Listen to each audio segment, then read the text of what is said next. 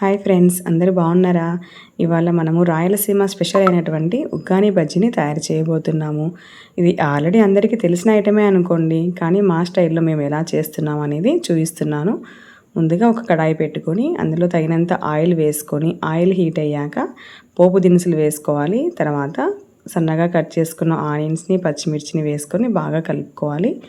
తర్వాత ఇందులోనే కొంచెం సాల్ట్ని కూడా యాడ్ చేసుకోవాలండి. ఈ సాల్ట్ వేయడం వల్ల ఆనియన్స్ త్వరగా మనకి ఫ్రై అవుతాయండి. నెక్స్ట్ వచ్చేసి కరివేపాకుని కూడా యాడ్ చేసుకున్నాము. ఇలా మొత్తం ఫ్రై చేసుకున్న దాంట్లో కొంచెం కట్ చేసుకున్న టమాటాని కూడా యాడ్ చేసుకోవాలి.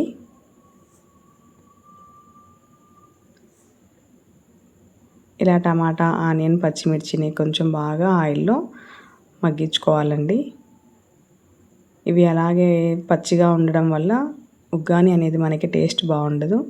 మంచిగా ఆయిల్లో మగ్గించుకుంటేనే టేస్ట్ బాగా వస్తుంది. తర్వాత పచ్చిమిర్చి, ఉప్పు పేస్ట్ అండి. పచ్చిమిర్చిలో ఉప్పు వేసి పేస్ట్ చేసుకొని దీంట్లో వేయడం వల్ల టేస్ట్ చాలా బాగుంటుంది. ఇలా అన్నిటిని బాగా మగ్గించుకున్న తర్వాత తగినంత పసుపు వేసుకొని బాగా కలుపుకోవాలండి.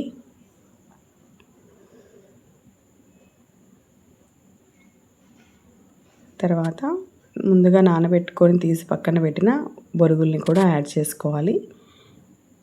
ఇందులోనే పప్పుల పొడి అండి, పుట్నాల పొడి అంటాం కదా, దాన్ని కూడా యాడ్ చేసుకొని మొత్తం బాగా కలిసే విధంగా మిక్స్ చేసుకోవాలండి.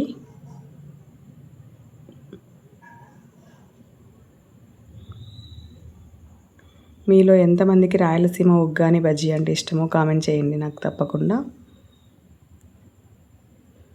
చూడండి, ఉగ్గాని అయితే బాగా రెడీ అవుతుంది. తర్వాత ఇక్కడ మా పాప కోసం అండి పాలకూర బజ్జీ వేస్తున్నారు మా వారు.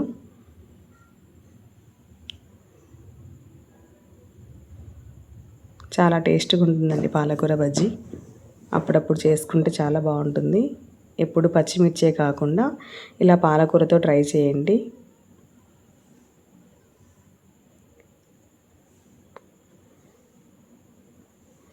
తర్వాత మా కోసం పచ్చిమిర్చి బజ్జీని కూడా వేసుకుంటున్నామండి.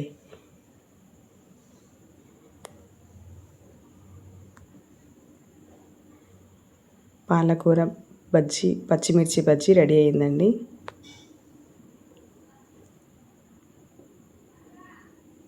చూడండి, మన రాయలసీమ స్పెషల్ ఉగ్గాని బజ్జీ రెడీ అయిపోయింది. ఇంకా తినేద్దామా? రండి మరి.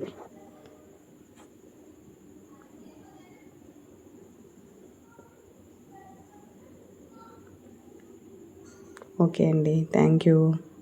Do subscribe.